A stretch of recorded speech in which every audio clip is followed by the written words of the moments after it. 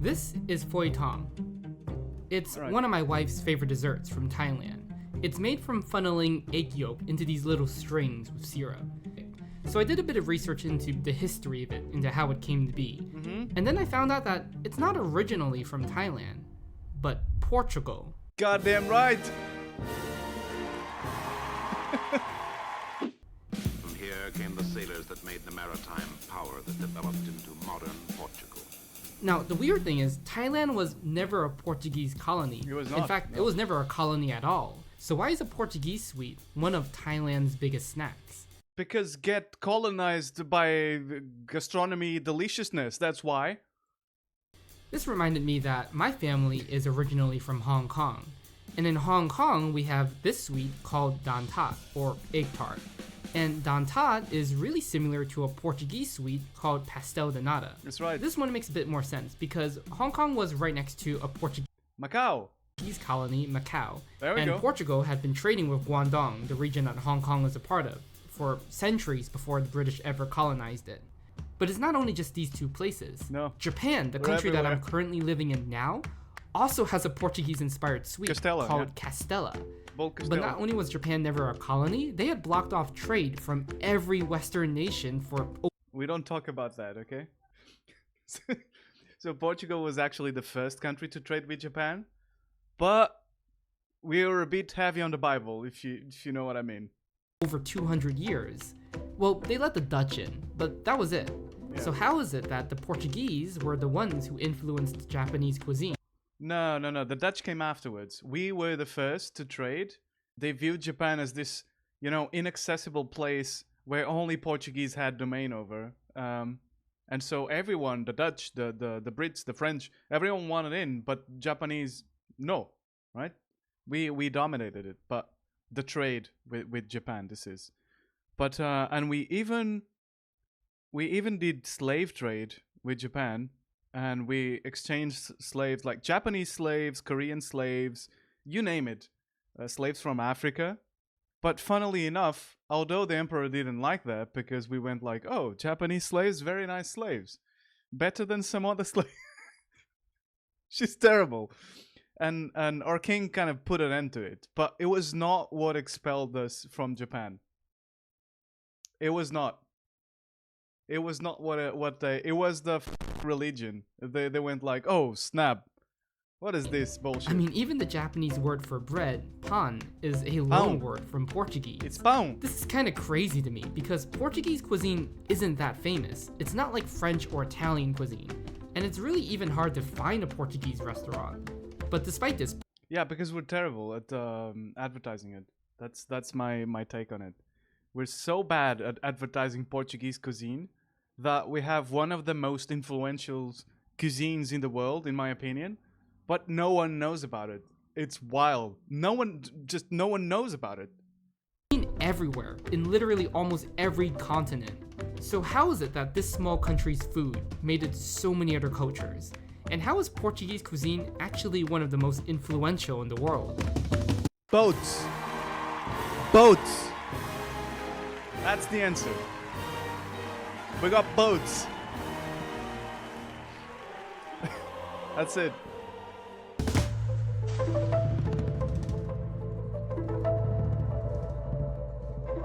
Let's move around the world today and briefly look at some dishes that have some influence from Portuguese cuisine, starting with where we left off, Japan. Tempura? Beyond Castella, there's actually a few Japanese dishes that are inspired by the Portuguese, but I'm gonna single out the most famous one, tempura. Let's go! Before Japan had closed itself from the West, Portugal actually had a pretty significant influence here. Yeah. They were the first Europeans to actually reach Japan. So they were the ones who introduced them to guns, Christianity,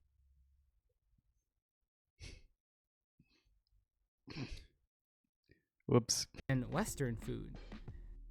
Okay, by the way, quick side note, Portugal had a slave trade with Japan where they traded Japanese, Korean, and Chinese That's fine. slaves to No. bring back to Portugal. No. Like, what? How am I just finding out about this now? No, it's fine. Eventually, it was Don't worry the about it. Christianity part, not the slavery, that Yeah. freaked out Japan, and that's why they closed off the country. But not before the Portuguese influenced Japan to start cooking food with eggs and flour. Yeah. Tempura became a popular street food in Japan, and the rest is history, because we need to move on to the next location, Malaysia. On the guns on the Japanese side, we single-handedly ended the samurai. We went like, oh, you guys have like spears and shit. That's cute, and like katanas. That's very cute. Look at this boomstick, magic boomstick. You put this thing in, you pull the trigger, and samurai Now, gone. Malaysia has a complicated colonial history. They were colonized and occupied by a lot of different countries, but the first Europeans to do so were the Portuguese. Yeah. In the 15th century, Portugal colonized Malacca, a part of now modern-day Malaysia. During this time, a bunch of Portuguese started having families with the native Malaccans, Yeah. and their children became a racially mixed group of people called the Kristang. The Kristang went on to develop a curry called gari debo. Debo meaning leftovers, and because it's spicy, the English translation of it became devil's curry. But the original name has Kind of badass when you put it like that, isn't it? It's just, it means leftovers, but the Brits, curry devil, devil's curry. That's goddamn right. Spicy. nothing to do with the devil. Anything In fact, it's spicier than actually a salt dish that's meant to be eaten right is after from the devil Christmas, for the Brits. because the curry is meant to be made with leftovers from a Christmas meal. But speaking of curry, let's move on to India. A lot of people associate Indian colonization with the British. Yeah, they do. Isn't that great? But Portugal had its own colony in India, and they actually held on to their colony longer than the British did. Shh. We don't tell people that. One of India's most popular curries, Vindaloo, comes from here, a state called Goa. What makes Vindaloo different from other Indian curries is that it uses the ingredient vinegar, something that wasn't really used by Indians at the time. The Portuguese had brought vinegar with them to marinate and preserve their meat for the long journey sailing towards India. And it was the marination of vinegar that gave their meat an enhanced flavor, which the Indians have been using ever since for Vindaloo curry. The preservation of meat was so important to Portugal because they were the first Europeans to really try and explore the globe, often having to sail around Africa, which is where we're going next. This was a pain in the ass, by the way. To get around, most of the trade was done with the eastern part of the globe was done by land, right? Silk Road and all that. And we had a lot of boats, but we couldn't go around the African coast because in South Africa, where the oceans collide, it's very hard. People didn't have boats that could make it, right? That could traverse that thing. And for the longest time, we called it Cabo das Tormentas, which means like Cape of Torments, basically. Cape of Torments because... And we imagined there was like a giant living there that would destroy the boats. We called it the Damastor, right? And but finally, a dude made it, and we had a way to cross, and with the way to cross had all kinds of commerce and trade and things, and that were usually very strict. Oh, Chicken Nando's If in you're it. a fan of Chicken Nando's from South Africa, In you can it. thank the Portuguese for that as well. The sauce used for peri peri chicken in South Africa was first Piri piri. produced by the Portuguese, It's not peri peri. It's piri piri. who were exploring the region at the time. It's said that the Portuguese mixed chili peppers native to the area with foreign ingredients Paprika. like paprika, onion, and basil. They eventually left southern Africa, leaving the peri peri sauce they developed with the Africans, who soon started using it to marinate their chicken. But there's a bit of a dispute on where exactly this started. The two most likely answers are Angola and either Mozambique, modern-day probably, Angola right? or Mozambique. Yeah. Nando's isn't the only popular food in the UK inspired by Portugal. In fact, one of Britain's largest institutions is based off of Portuguese cuisine, fish and chips. It's the only thing they have. And we're like, no, no. Actually, it was not. I think fish and chips, particularly like the way to prepare the fish with the batter. You can see it like in tempura, right? We had peixinhos da horta and things like that. But we also, I remember eating this as a kid. Like, you'd have just a fish in this batter with chips, and that was, it's not fish and chips. It's fish in a batter with chips, even though, Let's have some fish and But the Spanish have this as well, I believe. chips. Let's be really elegant. Okay, I'll be honest. Portugal isn't the only party involved here. Fried fish was brought to Britain by Jewish refugees in the form of the Portuguese and Spanish dish pescado frito, which looks It's we have it with rice usually, but like you can have it with potatoes as well. And there we go, some which boiled looks potatoes. very different to fish and chips today. Now, all this happened around the 16th century, and it's evolved to become part of Britain's identity. But Thomas Jefferson, the President of the United States, even once described the dish as fried fish in a Jewish fashion. At the same time, chips, or what Americans call fries, were being introduced by the French and the Belgians. The Belgians. But more obviously, like it. most people eat fish and chips without ever knowing of its Portuguese roots. Alright, let's move. Not just the fish and chips. Tea as well. Because we gave them a queen, Catarina de Bragança, which is Catherine of Bragança, that was very keen on tea. She was very keen on having tea, afternoon tea, and I guess it spread, right? It spread around the court and the people, and then it became very popular to have like their afternoon tea in Britain. Move on to the Americas, with Brazil. This is probably the most straightforward entry in the list. Brazil was Portugal's most high-profile colony, having been colonized for over 300 years, and being the country with the most Portuguese speakers in the world. Colonial Brazil was, of course, a terrible place. No, it was fine. With slavery, exhaustion of the land's resources, It's fine. and all the other bad things that come with being a colony.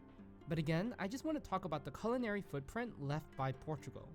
And the best example of that is probably feijoada, a bean and meat stew. It's a national dish of Brazil, using black beans, which alone is its own cultural symbol in the country. Yeah, we have feijoadas, but I think this was more an adaptation of like the stews that we have. We have a lot of cozidos, which means, stew. Like cozido à portuguesa and things like that. And I guess that aren't beans like originally from South America? Am I wrong about that? Like beans in general, just like potatoes in general. Isn't that the case? So it's a very Brazilian dish, but the story of its origins is contested. Like all Some beans. say the dish was developed by slaves in Brazil. Like I know all potatoes come from there, from South America, because we didn't have potatoes. But I don't know beans. I think beans as well, but I'm not sure. Brazil, who made the stew because all the ingredients were cheap and easy to obtain. Others say that European settlers developed it with native ingredients from Brazil. I don't know. Who knows? Who cares? It's good. Eat The it. inspiration for the stew originally comes from a pork stew from ancient Rome and was brought to Brazil via Portugal. Yeah. Finally, we're gonna move on to the last stop in this video. The There's more end. dishes we could talk The about, end result is good. That's all that matters. Right? but for the sake of time and who cares where the dish repetition, is from? let's end it here, in the United States, which to me at least was the most surprising one. The Portuguese culinary footprint in the US begins in Hawaii. Let's This go. is Hawaii, 50th state of the union. We had I believe we had a lot of Azorean people and people from Madeira as well, immigrating to Hawaii. I might be wrong about that. But for instance, the ukulele is basically a cavaquinho. It's a Portuguese instrument. Adapted, mind you, but like the ukulele is a Portuguese instrument from Madeira.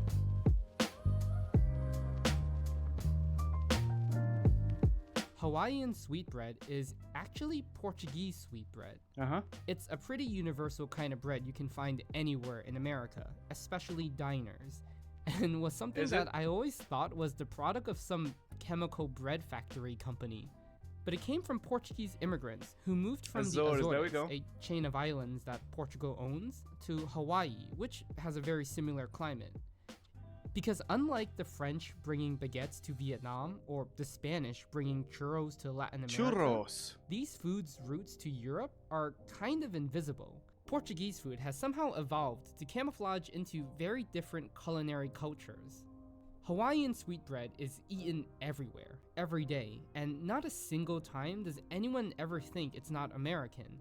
And I can say the same for tempura in Japan. That's because it's not. It doesn't matter. It became American, right? For fuck's sake, America is like a droplet in an ocean of history that most of the countries have, right? So to say it's not American, what is American then? It became American, just like tempura. We have like peixinhos da horta, which is the origin of tempura, by the way, which is basically this batter and you rolled around fish and chips in the UK, veggies and peri peri and fish chicken and in Southern Africa. things like that. These dishes don't belong to Portugal anymore. No. They belong to the countries that eat them. And while Portuguese cuisine isn't one we often think about, you're likely cuisine is not meant to be defended with borders, you know? What I'm trying to say is that Portuguese cuisine is underrated. It should be up there with French, Italian, and Spanish, but it's often overlooked. And another detail... Not just overlooked, people don't even know. People don't even know what it is. People they're completely ignoring it. They don't even know where Portugal is most of the time. And so it's like, I don't know. I feel like the guys from Porto Wine, for instance, they did a really good job marketing the wine, the Portuguese wine. We don't have port is not the only thing we have. Like Madeira as well. That was it. Actually, before we move on,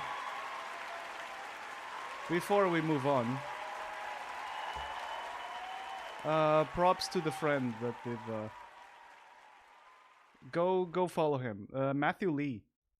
It's why Portuguese food is hiding everywhere. It's a good one. Shout out to Matthew. I think the video is okay despite the mic placement. But my dude, you don't need the mic here, right? You don't need it there. There's no need. I know, but you know, some people do it because it gives some legitimacy to the video or to the stream. You having a mic right there, like having a mic visible here.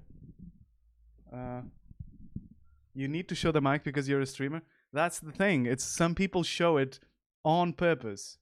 Streamers have mics, yes, because otherwise, I don't know. People see it as being more legitimate and more professional, even though, I mean, anyway, go watch this, friend. The video is pretty cool. Hello. Did you like the video? If you did, please leave a like, subscribe, if you have the bell, press the bell. Otherwise, you don't get the juicy stuff next time. Is this how you do it? What do you mean, no? Oh, also, love your face. Bye. Click the things.